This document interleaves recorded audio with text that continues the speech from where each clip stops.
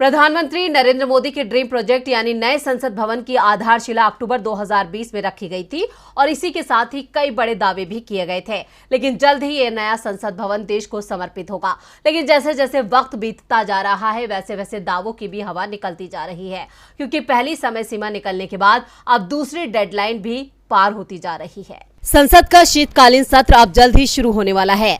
सरकार की तरफ से कहा गया था कि अब की बार ये सत्र नए संसद भवन में ही आयोजित होगा, लेकिन हालात को देखकर नहीं लगता कि मोदी सरकार इसे मुमकिन बना पाएगी, क्योंकि अब तक संसद भवन बनकर तैयार ही नहीं हुआ है।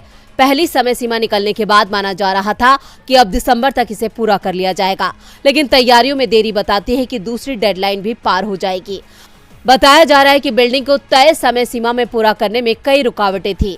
महामारी के अलावा कई अप्रत्याशित बाधाएं सामने आई।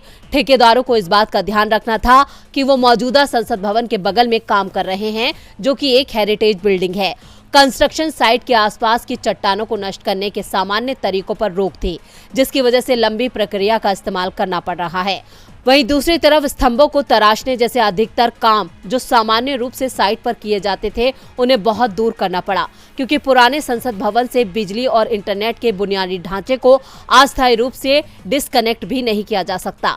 नए संसद भवन के पूरा होने से पहले बचे कामों की लिस्ट में 4 मंजिला इमारत के ऊपर बने राष्ट्रीय प्रतीक अशोक स्तंभ के शेरों की मूर्ति में बदलाव करना भी शामिल है।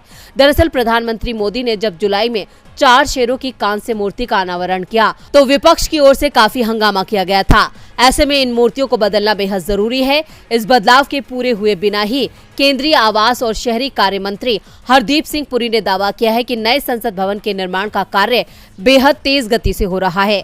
अब सरकार तो दावा कर रही है, लेकिन जमीनी हकीकत कुछ और ही है। ऐसे में सवाल उठता है कि इस देरी की जिम्मेदार क्या सरकार है?